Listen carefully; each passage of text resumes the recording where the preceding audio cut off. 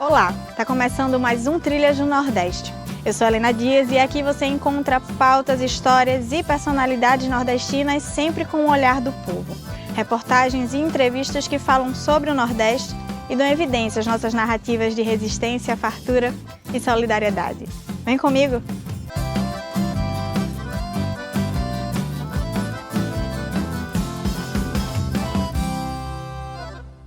No quadro Sertão da Gente, vamos saber mais sobre um resgate de pessoas em Alagoas feito pelo Ministério do Trabalho e Emprego.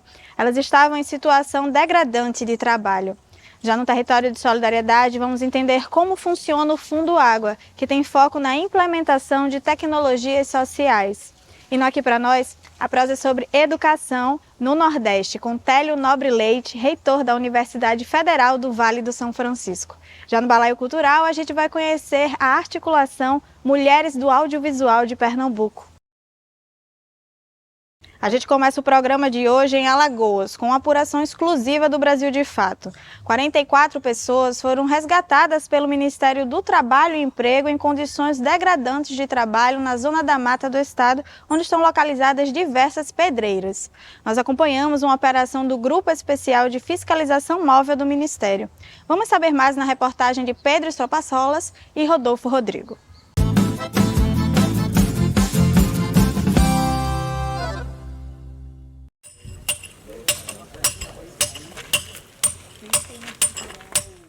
A pedra corta, né? A pedra é molada, não. Você passar a mão é faca, é golpe, né? Aí sempre você sabe que não de passar, ela vai lhe arranhar, de qualquer jeito ela vai lhe arranhar, não tem pra onde. Até você andando nela, você pisou numa coisinha em fácil, você já veio a cor do seu sangue, né? Estamos na zona da mata de Alagoas. Entre os dias 3 e 5 de abril, o Brasil de Fato acompanhou uma operação da Inspeção do Trabalho em pedreiras da região, historicamente conhecidas pelas condições degradantes de trabalho. Em uma das pedreiras fiscalizadas na zona rural de Murici, a 55 quilômetros de Maceió, o Grupo Especial de Fiscalização Móvel do Ministério do Trabalho e Emprego encontrou 44 pessoas em situação análoga de escravo, todos homens. O local foi interditado por grave e iminente risco à saúde dos trabalhadores. Você está de chinelo, você tem bota? Por enquanto eu estou de chinelo. Não tem a bota? Tem. Já houve um consenso dos representantes de todas as instituições, né, de que sim, é uma situação clássica de trabalho análogo a de escravo, né, em todas as suas formas, né, principalmente na degradância do trabalho. Nesta pedreira aqui em Murici, a extração de pedras é feita de forma manual e a céu aberto. A grande maioria dos trabalhadores não utilizam equipamentos de proteção individual como luvas, botas e óculos. Luva, no máximo mesmo para você trabalhar com a luva, toda semana você tem que comprar um par de luva, que a pedra come demais. O granito ela puxa muito, né? Estão debaixo do sol, sem uma proteção adequada, quebrando pedras, com risco de lascas virem aos olhos, sem utilizar óculos de proteção, sem luvas, com botas inadequadas ou mesmo de chinelos. Tem alguns aqui que já perderam a mão, né? Já perderam parte da mão e algum perdeu a visão, por motivo de explosão. A cada 1.000 paralelepípedos produzidos, os trabalhadores ganhavam em média R$500, o que significa que cada pedra rendia 50 centavos ao trabalhador. Para os poucos com carteira assinada, o valor era ainda menor, R$450 por milheiro ou 45 centavos por pedra. Um dos 5 empregadores vinculados a Cooper Pedras em Murici conversou com a reportagem em condição de anonimato. Era o único presente no dia do resgate. Em seu espaço, para ganhar R$1.000 por semana, os trabalhadores precisavam produzir aproximadamente 2.220 pedras, o equivalente a 317 paralelepípedos por dia. Tem deles aí que ganham até R$1.000 por semana. Os que menos ganham aqui, ganham 300, 350. Aquele velho babula, aquele ali de camisa verde. Aquele ali já está fraquinho já. Ele não produz muito não. Mas é 270, 280, 300. Essa semana mesmo ganhou R$315. Tá ruim para uma pessoa sozinha. Em maio de 2022, a Cooper Pedras recebeu do Instituto do Meio Ambiente do Estado de Alagoas a licença de operação para extração de granito para a confecção de pedras. A licença é válida até 17 de maio de 2024. O paralelepípedo, principal produto produzido no local, chega à construtora geralmente por meio de atravessadores e é utilizado na construção civil de municípios do estado de Alagoas, muitas vezes através de licitações públicas. Existe uma cooperativa de empresários, pessoas que se reuniram, que comercializam esse produto que vai principalmente para obras nos municípios aqui do estado de Alagoas. O comprador, o destinatário desse produto são entes públicos, municípios, e a gente vai ter que seguir essa cadeia, essa cadeia da produção para buscar a responsabilização. No Brasil, o número de trabalhadores resgatados da escravidão contemporânea na cadeia produtiva da extração de pedra, areia e argila aumentou 17 vezes em 10 anos. O salto maior ocorreu de 2021 para 2022. No ano passado foram 122 resgates, ante 17 em 2021, um aumento de 700%. Nós precisamos receber denúncias. Essa atividade aqui, a gente simplesmente não recebe denúncia nem no Ministério do Trabalho, nem no Ministério Público do Trabalho. As pessoas silenciam muito na denúncia.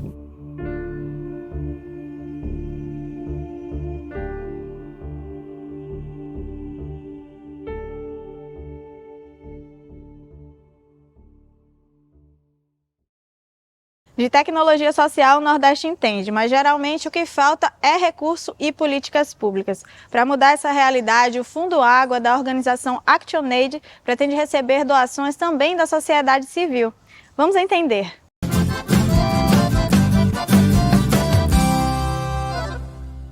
Mesmo o Brasil sendo o país com o maior volume de água doce, o acesso à água é um problema para grande parte da população, especialmente quem vive em territórios periféricos e rurais.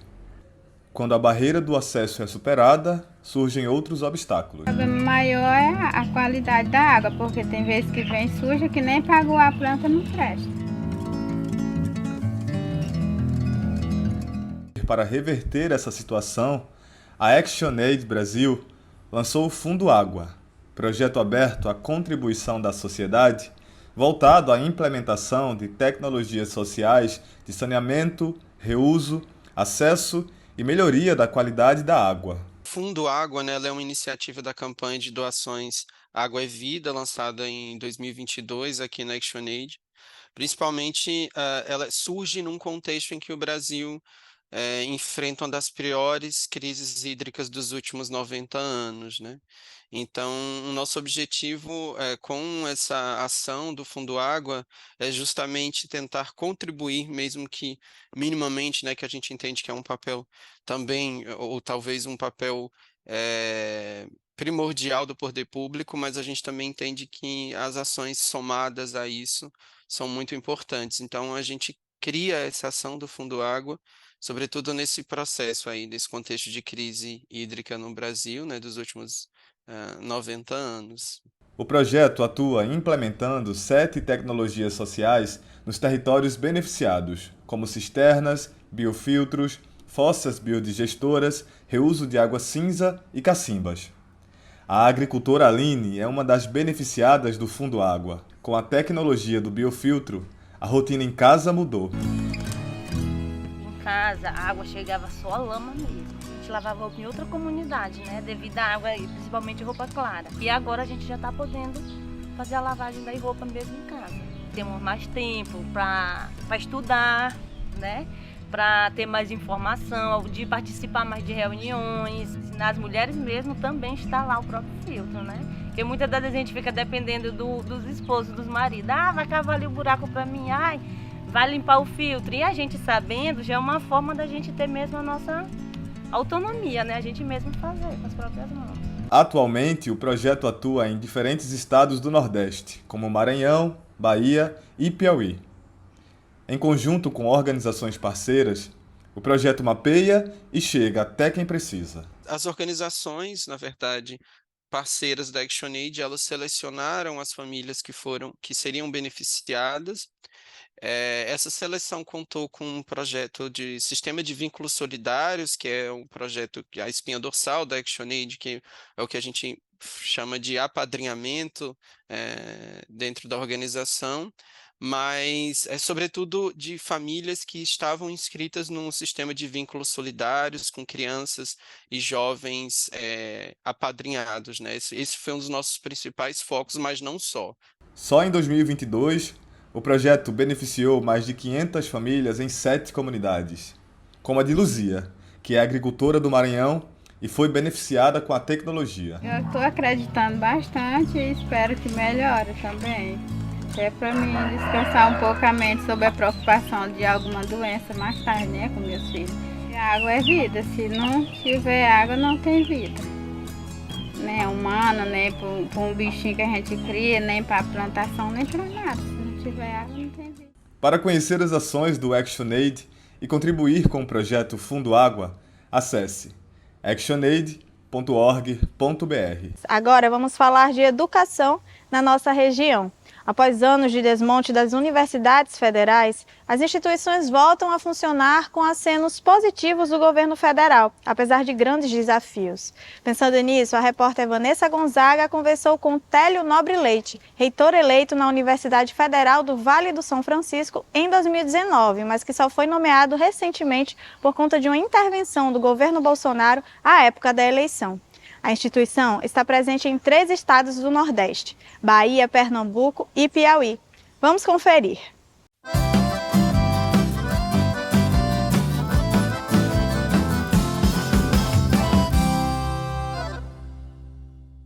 Olá, gente. Eu estou aqui hoje com Télio Nobre Leite, recém-possado reitor da Universidade Federal do Vale do São Francisco. Seja bem-vindo ao Trilhas do Nordeste, Télio. Muito obrigado, Vanessa. Estamos sempre à disposição para falar sobre nossa universidade, né, que está aqui no interior do nosso querido Nordeste. No início do mês de abril, você finalmente foi nomeado reitor da Univasf depois de uma ação judicial que iniciou lá em 2019, após o impedimento que a comunidade acadêmica pudesse indicar o seu representante, né?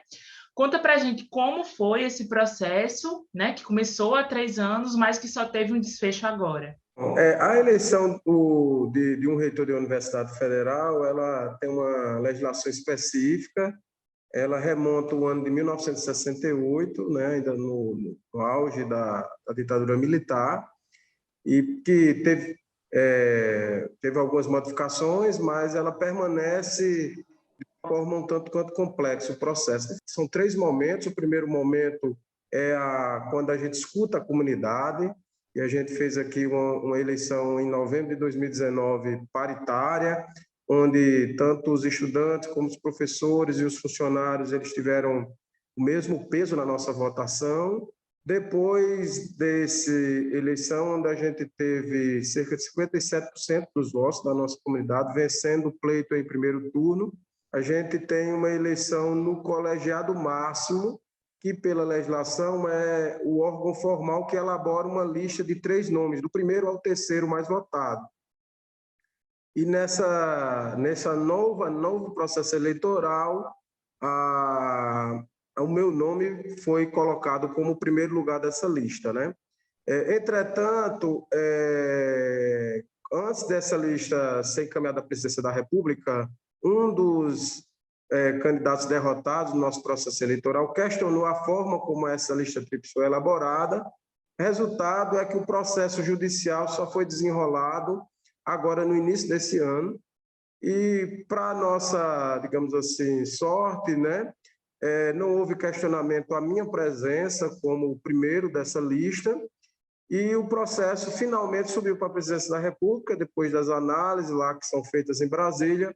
O presidente Lula, ele honrando o compromisso que já tinha assumido de que ele iria nomear o primeiro da lista, o meu nome foi nomeado agora dia 5, uma portaria dia 5 de abril, e que é uma mudança, né, de rumos em relação ao governo passado, que cerca de 1/3 das nomeações ele nomeou o segundo ou o terceiro da lista, ou até mesmo alguém que não estava na lista, como foi o caso da Univasf, para exercer uma gestão pro tempore. A Univasf, ela tem um modelo de multicampia muito diferente, né? Já que ela está presente nos estados da Bahia, de Pernambuco e também o Piauí. Como abranger as particularidades de cada estado e ainda assim conseguir construir uma gestão integrada? Bom, esse é um desafio diário, um desafio até de nossa identidade como instituição, né? Construir essa identidade. A gente estava acostumado a uma universidade muito localizada numa determinada cidade, ou no máximo ao longo de um determinado estado, mas a Universidade Federal do Vale do São Francisco ela surgiu com essa vocação de ser a primeira universidade regional do país, e ela tem a sua sede aqui em Petrolina, Pernambuco, no interior do Nordeste, mas hoje em dia com campus em Juazeiro, Senhor do Bonfim, Paulo Afonso da Bahia, Salgueiro também em Pernambuco e São Raimundo Nonato no Piauí. Gera complexidades do ponto de vista administrativo, gerencial, para lidar com as diferentes situações, né? Em relação, por exemplo, nos nossos contratos terceirizados, a gente tem que ter digamos assim, uma convenção coletiva para usar de base em cada estado, gera complexidades também na relação com as concessionárias dos serviços de água e de energia e tudo mais. Entretanto, ela traz uma riqueza de composição à nossa estrutura administrativa, né, e dá à universidade uma posição muito estratégica e privilegiada no interior do Nordeste, podendo atuar nesses 3 estados da federação, inclusive com a presença nossa em Salgueiro, a gente fica muito próximo também do Ceará, da Paraíba. Com a nossa presença em Paulo Afonso, a gente fica também muito próximo de Sergipe, de Alagoas. Então, eu considero, Vanessa, assim, um privilégio poder estar na universidade com essa característica, não só da multicampia, como também essa característica regional está em 3 estados da nossa federação. Por mais desafiador que seja, eu acho que o que a gente ganha em riqueza, em diversidade, ela compensa enormemente, e a nossa atuação, de fato, ela fica muito fortalecida com essa presença. Apesar de todas essas particularidades, o desmonte que a Univasf sofreu nos últimos anos é semelhante ao de outras universidades federais, que inclusive chegaram à beira da suspensão das aulas, né, por falta de recursos inúmeras vezes. Qual é o cenário da Universidade Federal do Vale do São Francisco hoje? É um cenário muito crítico, Vanessa. Nós tivemos anos muito difíceis. Com relação ao período da pandemia, como nós passamos praticamente 2 anos em atividade remota, isso deu uma camuflada, né, por conta que as despesas se reduziram drasticamente. Entretanto, com a contínua defasagem do nosso orçamento para custeio e manutenção da universidade, e com a volta às atividades presenciais a partir do ano de 2022, ficou muito crítico. Inclusive, estou conversando agora com o reitor que está saindo, o professor Julianelli, que é o reitor pro tempore, e ele me falou que está pagando esse mês agora de abril faturas de dezembro do ano passado. Uma situação muito precária. E foi assumido um compromisso com essa nova gestão do Ministério da Educação, com o governo federal, né, de recompor o nosso orçamento.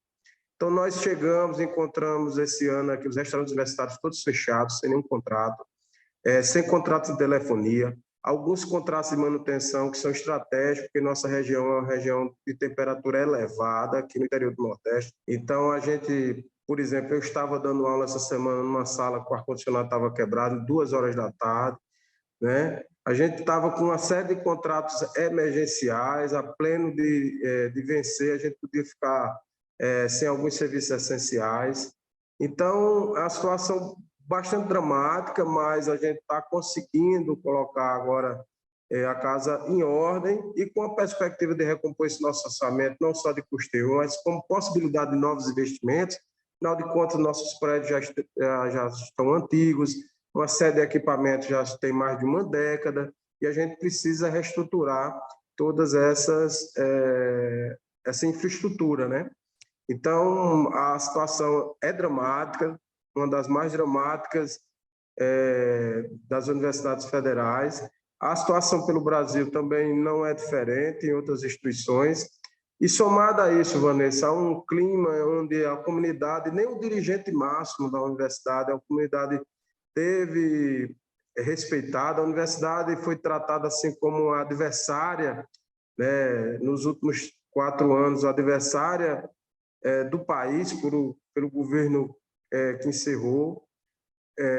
Então, isso traz uma série de situações, inclusive do campo não material, do campo da qualidade de vida do trabalho. Então, hoje a gente tem um ambiente de trabalho de muito adoecimento, e que a gente precisa recuperar também esse aspecto. Para ir encerrando, né, a nossa entrevista, essa é a última pergunta. Nessa semana, o Brasil completou 100 dias, né, do governo Lula, e um dos eventos que marcou, né, a nova gestão até aqui foi esse evento com os reitores, né, das universidades federais. Para você que já tem uma trajetória de gestão universitária em governos progressistas, o que é que se pode esperar do governo Lula em relação à educação superior nos próximos 4 anos? A gente percebe claramente pelos discursos, não só pela prática, mas como pela história do presidente Lula, do conjunto de partidos que apoiam esse governo, um compromisso, uma valorização muito grande com as universidades federais, né? Especialmente, estou falando aqui, mas não só as universidades, como também os institutos federais. Então, a gente espera que a gente consiga retomar o nosso patamar de orçamento, não só de custeio, isso é essencial, mas a gente quer retomar um patamar também de investimentos, isso é um compromisso do governo, de retomada dos investimentos públicos. A gente sabe que a área da educação será privilegiada de poder retomar obras que estão paralisadas, paradas, ou que precisam se iniciar para poder a gente dar conta de todo um processo de expansão da educação pública superior que ocorreu nas últimas décadas. E a gente espera, tão logo as condições deem essa oportunidade, que a gente possa retomar um novo debate sobre a expansão da graduação, né? E dos investimentos em ciência e tecnologia. A gente já tem algumas notícias que são bastante animadoras, como os reajustes de bolsas, retomadas de orçamento do Ministério de Ciência e Tecnologia também. Então, a gente espera, de fato, estar podendo, aqui no interior do Nordeste, aqui na nossa região encravada com a Caatinga, retomar uma série de pesquisas, alavancar uma série de pesquisas, porque o homem e a mulher sertaneja, ela precisa de um serviço prestado de excelência, né? A gente tem que ter esse compromisso de ofertar cursos de graduação, de pós-graduação de excelência. Então é isso, a gente está muito animado, não só com a questão do Ministério da Educação, mas também com outros ministérios que são bastante afinados assim, com a missão institucional da Universidade Federal do Vale do São Francisco, para que a gente possa, de fato, colocar a nossa universidade no patamar de excelência que ela merece e que a gente tem tanto trabalhado nesses últimos 19 anos. Télia, a gente agradece a tua participação. Obrigado, aqui no Trilhas, e até a próxima. Sempre à sua disposição. A gente agora chega em Pernambuco para falar sobre uma articulação feminista que acontece por meio da arte e da comunicação. Nós estamos falando do Mulheres do Audiovisual de Pernambuco, o MAP, que reúne diversas profissionais da área com o objetivo de evidenciar as pautas das mulheres e transformar essas produções. O repórter Rodolfo Rodrigo vai nos contar essa história.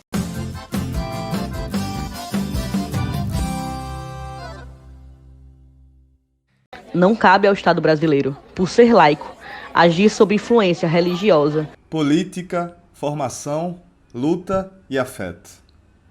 É atuando em cima dessas características que o MAP, Mulheres no Audiovisual Pernambuco, tem criado um acervo de filmes que falam da luta de mulheres nos espaços político e sociais. 8 anos, estuprada por seu próprio tio. Seja porque, sendo criança, corre o risco de morrer caso levasse adiante a gravidez. Desde a sua fundação em 2016, o coletivo, que reúne mulheres de diferentes áreas do audiovisual, vem trabalhando para combater a desigualdade de gênero no setor cinematográfico pernambucano, a fim de promover a participação feminina em todas as etapas da produção, que vai da criação até a distribuição e exibição de filmes. O MAP surge com a junção de várias mulheres trabalhadoras do audiovisual que começam a criar uma contranarrativa e a disputar as narrativas a partir do contexto do golpe. A partir daí a gente começa, desde 2016, a trabalhar, né, num processo de autoformação, de escuta, enfim, de criar filmes coletivos. E desde então a gente tem trabalhado com várias ações, tanto internamente no acolhimento de mulheres e na troca entre as mulheres, mas também incidências em de várias formas, dentro do audiovisual e fora dele também. As mulheres apresentam baixa representatividade na liderança das obras, com 20% e 25% nos cargos de direção e roteiro, respectivamente. É o que apontam os dados divulgados em 2022 pela Agência Nacional do Cinema, a Ancine. Os dados da agência também afirmam que a presença das mulheres negras e indígenas nesses cargos é inferior a 1% nos longas-metragens. E esse é um desafio que as mulheres do MAP estão dispostas a enfrentar. Os desafios, eles são muitos, eles existem, mas a gente vê que na questão de gênero é um avanço. Nós estamos ocupando cada vez mais os sets. Eu vivenciei, inclusive, muito isso. Assim, eu, Milena, Cecília, aqui, né, pessoalmente falando, a gente viveu esses sets de avanço, assim, de a gente começar um set onde éramos minorias, e agora a maioria dos sets é composto por mulheres, assim, né? Então a gente vê que tem um avanço na questão de gênero, mas ainda na questão de gênero é muito difícil, por exemplo, a gente ser creditada, né? O que a gente fala no set, muitas vezes eu passo muito por essas situações, não é acreditado como uma informação verdadeira, não é acreditado como válida, não é acreditado como uma postura de alguém que está ali atuando profissionalmente. Para além dessa questão de gênero, tem a questão racial, de sexualidades, enfim, né? Tem uma gama diversa de dificuldades que a gente vem enfrentando, e eu acho que a maneira que a gente vem atuando é essa maneira da presença mesmo, assim, né? Se fazer presente, colocar mais mulheres presentes, mais tipos de mulheres, né, diversas, dentro desses sets, é o que realmente faz a gente não só avançar, como a gente também acolher as mulheres que estão, né, dentro desses sets e desses espaços de trabalho e de poder, assim. Diante desse cenário, o coletivo tem se destacado como uma importante iniciativa na luta pela equidade de gênero no audiovisual, ao criar espaços para que as mulheres possam se capacitar e desenvolver suas habilidades. Fortalecimento mútuo, né, que é na hora que a gente se conhece, que a gente se reconhece, que a gente forma essa rede, a gente percebe que a gente não está sozinha, que a gente não atravessa por essas experiências porque é com a gente, né? A gente percebe que é estrutural, que, enfim, que tem forças ali que são maiores do que a gente individualmente, mas que a partir do posicionamento e da luta coletiva a gente se fortalece para, enfim, ocupar todos esses espaços, disputar esses discursos, e eu acho que pouco a pouco a gente vai realmente ganhando mais espaços. O trabalho do MAP é mais um passo para a construção de um audiovisual mais diverso e representativo em Pernambuco e em todo o país. Para conferir os filmes e documentários produzidos pelas mulheres do audiovisual Pernambuco, acesse o canal do MAP no YouTube. E o Trilha está chegando ao fim. A gente agradece a sua audiência. Lembrando que você pode enviar sugestões de pauta para a gente. É só mandar no e-mail pautape@brasildefato.com.br. Você assiste esse e outros episódios nos canais do Brasil de Fato e da TVT no YouTube. Até semana que vem, sempre nas sextas-feiras, às 9 da noite.